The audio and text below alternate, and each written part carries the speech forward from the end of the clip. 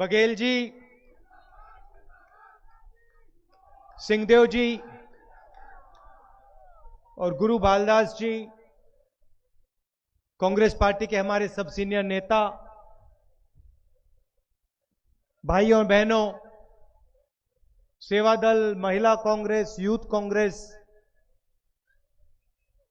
के हमारे सब लोग, प्रेस के हमारे मित्रों, आप सबका यहां बहुत बहुत स्वागत, नमस्कार। आप दूर दूर से आए, मेरी बात सुनने आए, इसके लिए आपको मैं धन्यवाद करता हूं।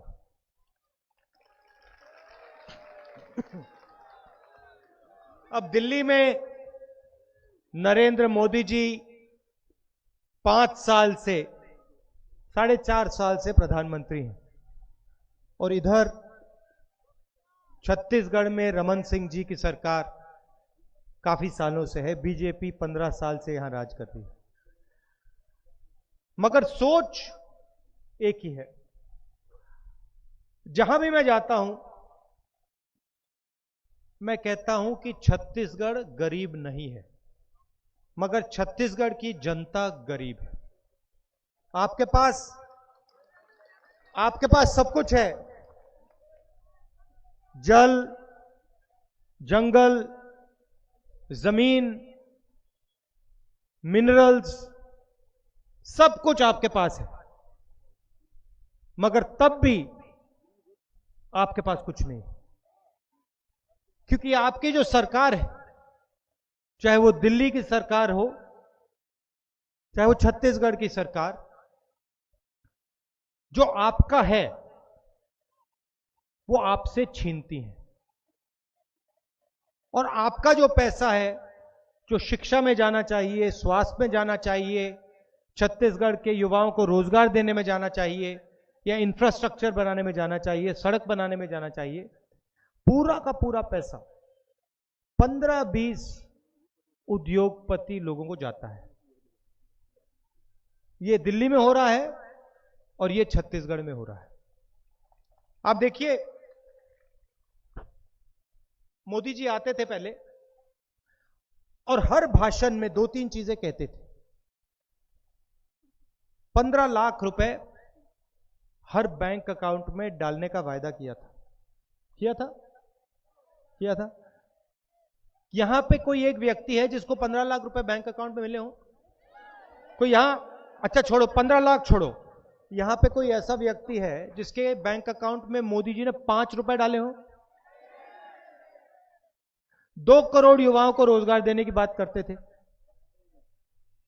यहां पे कोई रोजगार किसी को मिला है?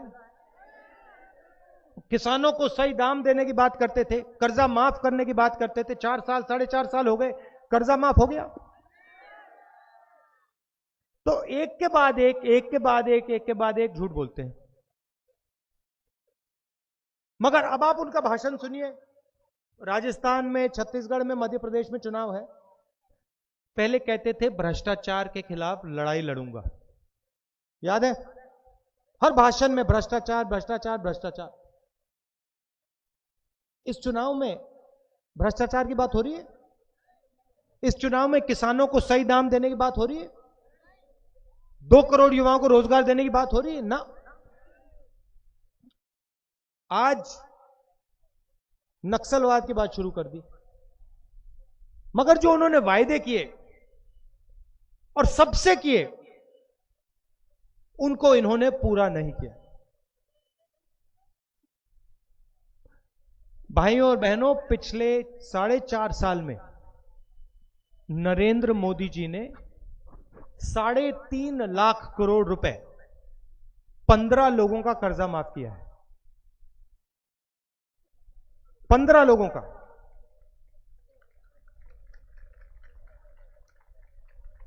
मतलब मनरेगा को चलाने में पूरे देश में 35,000 करोड़ रुपए लगते हैं, उससे 10 गुना पैसा नरेंद्र मोदी जी ने 15 लोगों को दिया है। आप सिर हिला रहे हो। नीरव मोदी 35,000 करोड़ रुपए लेके भाग गया। मेहुल चौकसी 35,000 करोड़ रुपए लेके भाग गया। विजय माल्या 10,000 करोड़ रुपए लेके भाग गया।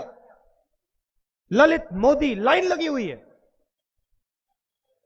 मगर जब जनता मोदी जी से कहती है भैया हमारा भी कर्जा माफ कर दो, किसान कहता है भैया हमारा भी थोड़ा सा कर्जा माफ कर दो, नरेंद्र मोदी कहते हैं नहीं हम तो नहीं करेंगे। आपने क्या गलती की है? उनका 3.5 लाख करोड़ रुपए माफ हो सकता है, मगर किसान का कर्जा माफ नहीं हो सकता। छोटे दुकानदार को नोटबंदी से मारा, बर्बाद कर दिया। माताएं मैंने बैठी हैं, आप किसी से भी पूछ लो, यहां पे ऐसा कोई व्यक्ति नहीं होगा जो बैंक के सामने ना खड़ा हुआ हो। आप सब हुए थे खड़े। 2 साल हो गए, याद है आपको? नरेंद्र मोदी जी आए थे टीवी पे, कहा था भैया काले धन के खिलाफ लड़ाई है। कल ही 2 साल पूरे हुए हैं। आज के भाषण में नरेंद्र मोदी जी ने नोटबंदी की बात क्यों नहीं की? गलती से कर देते ना, भीड़ भगा देती स्टेज से। छोटे दुकानदारों को खत्म किया, छोटे बिजनेस वालों को खत्म किया, मिडिल साइज बिजनेस वालों को खत्म किया। ये जो महिलाएं आई हैं, इन्होंने पैसा बचाया था, इनका पैसा छीना। मैं आपसे पूछना चाहता हूं, आप लाइन में खड़े थे, काले धन के खिलाफ लड़ाई थी, क्या लाइन में आपने एक अमीर व्यक्ति को देखा? आपने विजय माल्या को देखा? आपने ललित मोदी को देखा? नीरव मोदी को देखा? अनिल अंबानी को देखा? ना, एक नहीं खड़ा था। गरीब जनता लाइन में खड़ी हुई है। प्रधानमंत्री कहता है काले धन के खिलाफ लड़ाई है, और सच्चाई है कि हिंदुस्तान के सब चोरों ने, सब के सब चोरों ने अपने काले धन को नरेंद्र मोदी की मदद से सफेद में बदल दिया।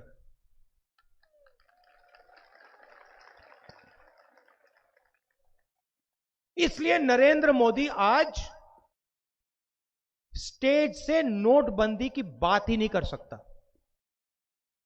मैं चैलेंज देता हूं प्रधानमंत्री जी को, आप अपने स्टेज से आज छत्तीसगढ़ के चुनाव में बोल दो, नोटबंदी के बारे में बोल दो, और ये बोल दो, जनता को बोल दो कि नोटबंदी का काम मैंने किया और अच्छा काम किया। बोल के दिखा दो।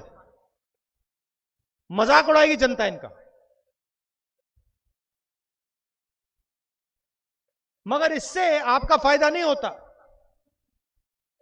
गब्बर सिंह टैक्स लागू किया, कहा था जीएसटी लागू होगी, एक देश के लिए एक टैक्स, कम से कम टैक्स।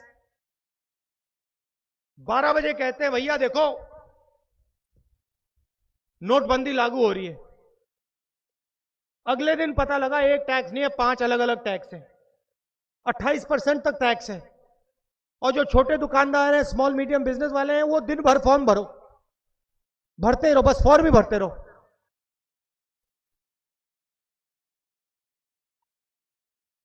मैं आपको बताना चाहता हूं, कांग्रेस पार्टी की यहां सरकार आएगी तो हम क्या करेंगे आपके लिए। मैं आपसे झूठे वायदे करने नहीं आया हूं। मैं आपको 15 लाख वाला वायदा, ऐसी उल्टी सीधी बात नहीं करूंगा। मैं आपको यहां आके मतलब 2 करोड़ युवाओं को रोजगार, मतलब कि मैं मोदी जी जैसे कहते हैं ना भैया, चांद को मैं उधर से इधर कर दूंगा। हाँ, मुझे प्रधानमंत्री बना दो तो सूरज उस साइड से उठता है, उसको इस साइड से उठा दूंगा। ऐसी बातें मैं नहीं करूंगा। मगर मैं आपको यह बता दूंगा, आप एक काम करो,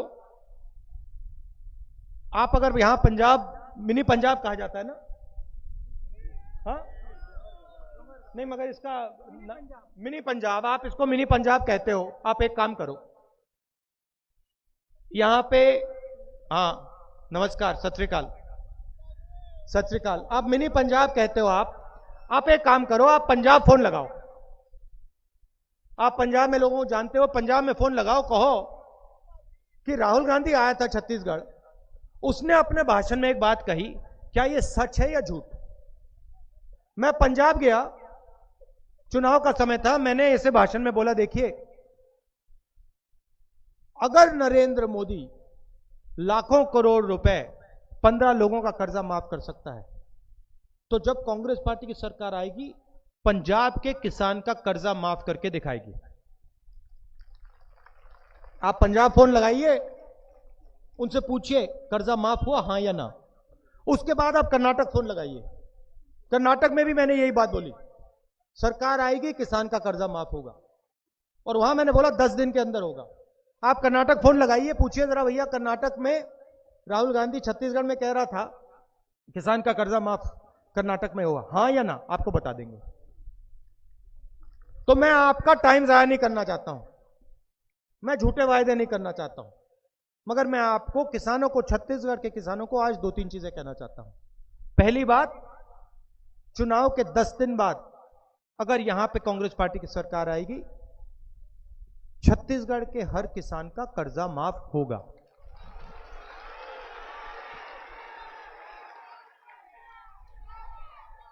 दूसरी बात, अभी मैंने खत्म नहीं किया। देखिए मोदी जी 15-20 लोगों के लिए लिस्ट बनाते हैं, sit up India, stand up India, make in India, सब कुछ उनके लिए। आज मैं भी 2-3 चीजें किसानों को कहना चाहता हूं। पहला काम आपका कर्जा माफ, ठीक है। दूसरा काम, धान की एमएसपी, धान का आपको 2,500 रुपए मिलेगा। तीसरी बात, ये जो 15 क्विंटल का लिमिट है, इस 15 क्विंटल के लिमिट को हम खत्म कर देंगे।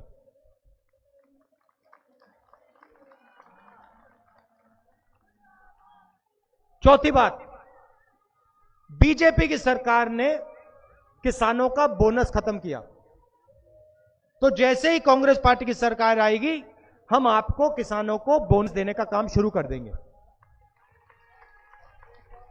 और बीजेपी ने जो आपसे वायदे किए और जो तोड़े, मैं उनकी भी मदद करना चाहता हूं।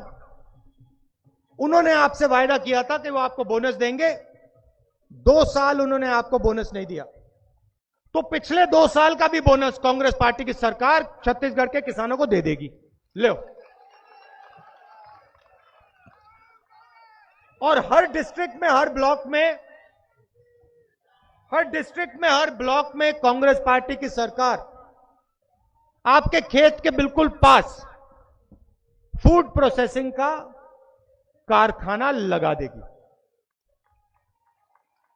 छत्तीसगढ़ का किसान सीधा जाकर कारखाने में अपना माल बेचेगा और उसको सही दाम मिलेगा, और उस कारखाने में छत्तीसगढ़ के किसान के बच्चों को रोजगार मिलेगा।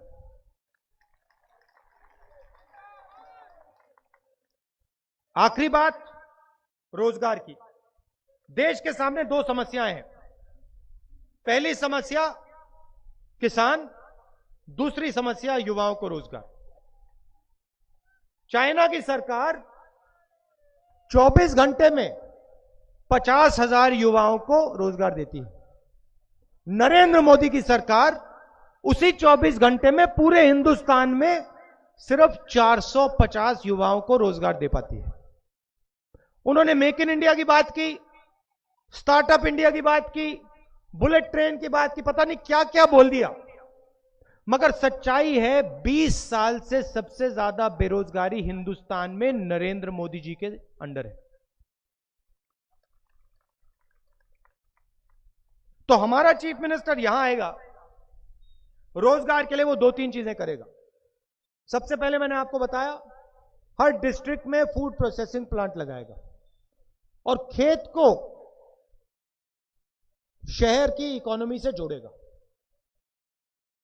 दूसरा काम, 24 घंटे में से 18 घंटे वो युवाओं को रोजगार देने में लगाएगा। 60,000 टीचर के पोस्ट खाली हैं सरकारी, 13,000 लेक्चर के पोस्ट खाली हैं, 2,000 स्कूल ऐसे हैं जिनमें सिर्फ एक टीचर है, और 3,000 आदिवासी स्कूल बंद हो गए हैं। ये जो पोस्ट है, सरकारी पोस्ट हैं, इनको भरने का काम कांग्रेस पार्टी का चीफ मिनिस्टर शुरू करेगा और जल्दी से जल्दी इन पोस्ट को भर देगा। और ये जो नया फैशन बना है बीजेपी की सरकारों में आउटसोर्सिंग का, कि आपको रोजगार नहीं देंगे और पूरा का पूरा फायदा आउटसोर्स करके अपने लोगों को दे देंगे, बीजेपी के संगठन को दे देंगे, ये आउटसोर्सिंग कांग्रेस पार्टी बंद कर देगी। और जो आपका है, देखिए आज छत्तीसगढ़ में आप शिक्षा चाहते हो तो आपको प्राइवेट कॉलेज में जाना है, बच्चों को प्राइवेट कॉलेज में जाना पड़ता है, 10-15 लाख रुपए पहले दो, फिर इंजीनियर बनो, डॉक्टर बनो, लॉयर बनो।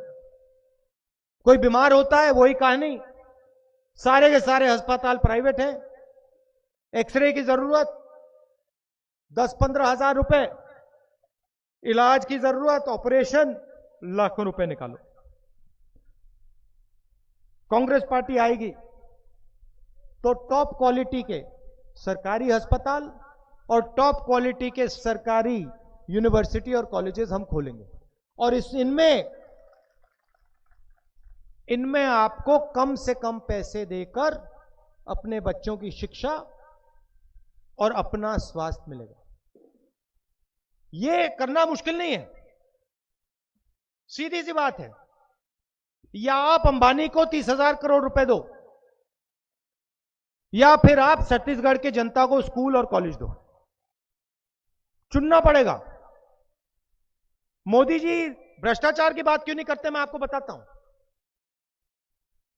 बोल नहीं पाएंगे स्टेज से। आज नरेंद्र मोदी यह नहीं बोल सकता है कि भ्रष्टाचार के खिलाफ मैं खड़ा हूं।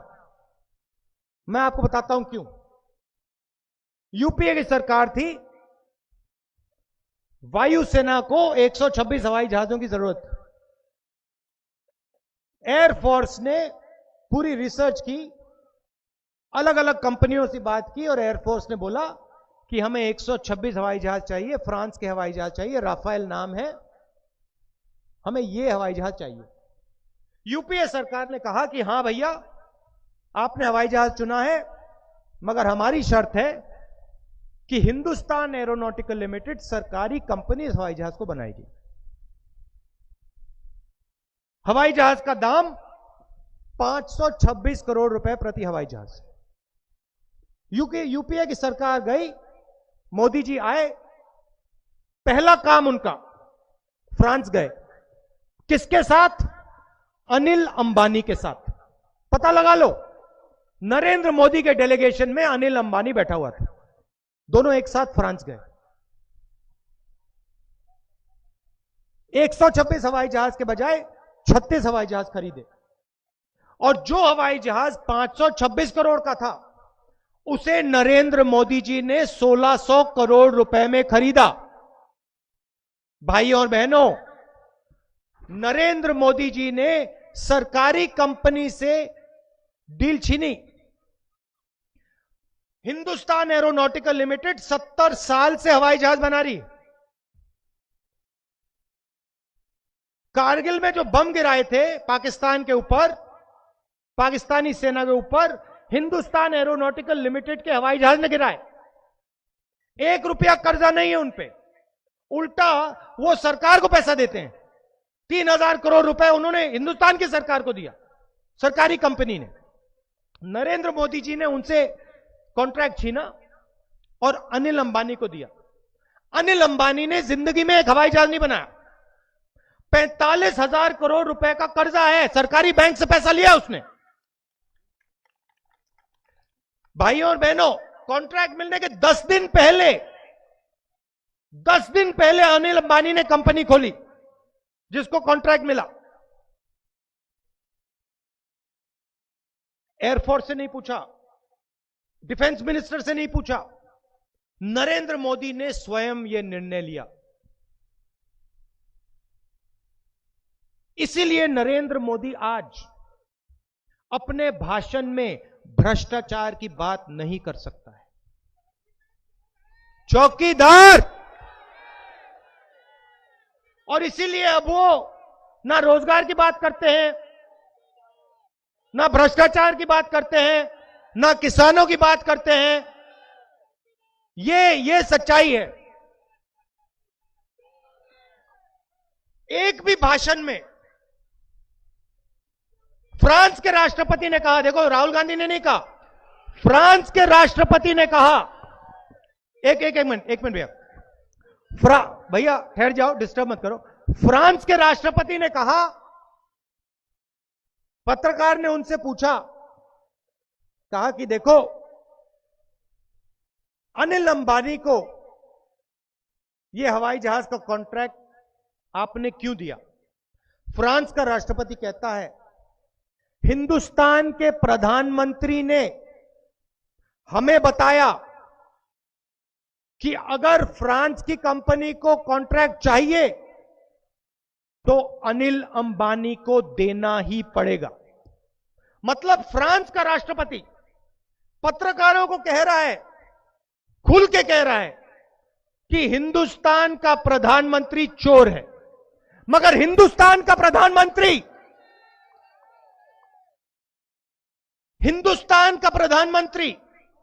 एक शब्द नहीं कह रहा है। भ्रष्टाचार के बारे में अब बोलता ही नहीं है, राफेल के बारे में एक शब्द नहीं कहता, अनिल अंबानी के बारे में एक शब्द नहीं कहता, क्योंकि चौकीदार।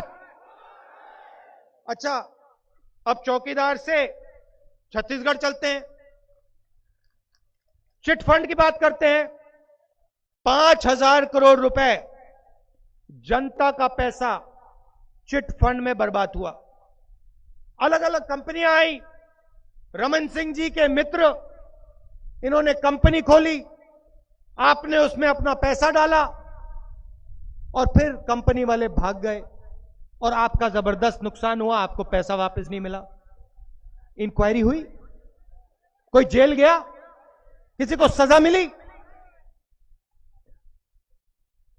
नान घोटाला, पीडीएस घोटाला, 36,000 करोड़ रुपए छत्तीसगढ़ से चोरी किए जाते हैं।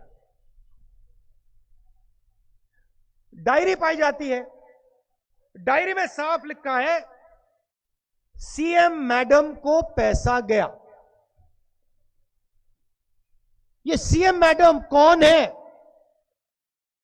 मैं रमन सिंह जी से पूछना चाहता हूं, ये सीएम मैडम कौन है जिनका नाम डायरी में आया? डायरी में डॉक्टर साहब का भी नाम आया, डॉक्टर साहब को पैसा दिया। ये डॉक्टर साहब कौन है? तो सच्चाई है कि चाहे वो छत्तीसगढ़ हो, रमन सिंह जी हो या नरेंद्र मोदी हो, खुल के भ्रष्टाचार करते हैं। चाहे वो राफेल हो, नान घोटाला हो, चिट फंड हो। अच्छा, पाकिस्तान का प्रधानमंत्री जेल चला गया। पाकिस्तान में नवाज शरीफ को जेल में डाला क्योंकि उसका नाम पैनामा पेपर्स में आ गया। और छत्तीसगढ़ में चीफ मिनिस्टर का बेटे का नाम पैनामा पेपर्स में आता है, कोई कार्रवाई नहीं होती।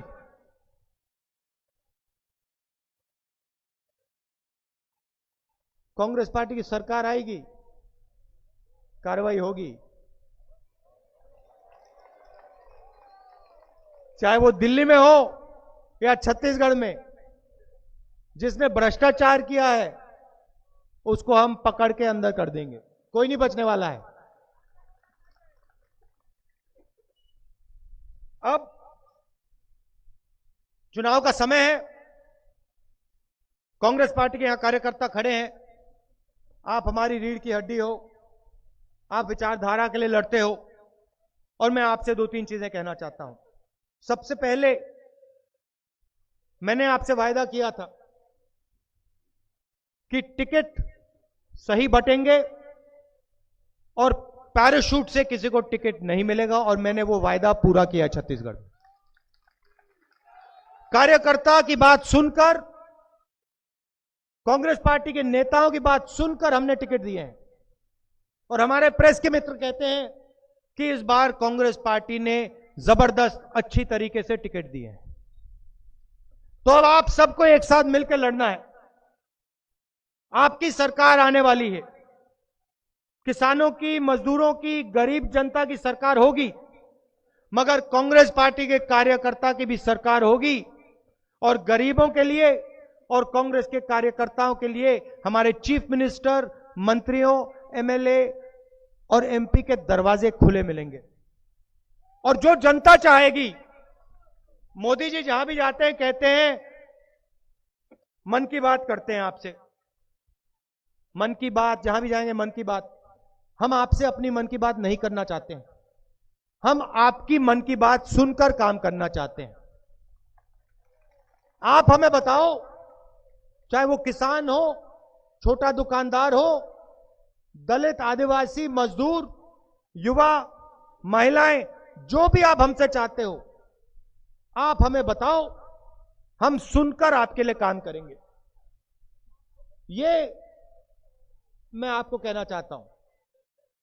मैं आपसे ये कहता हूं कि जो आपने स्टेज से सुन लिया, चाहे वो किसान का कर्जा माफ हो, चाहे वो फूड प्रोसेसिंग प्लांट की बात हो, वो पूरी हो जाएगी। ये मैं आपको गारंटी देके जा रहा हूं।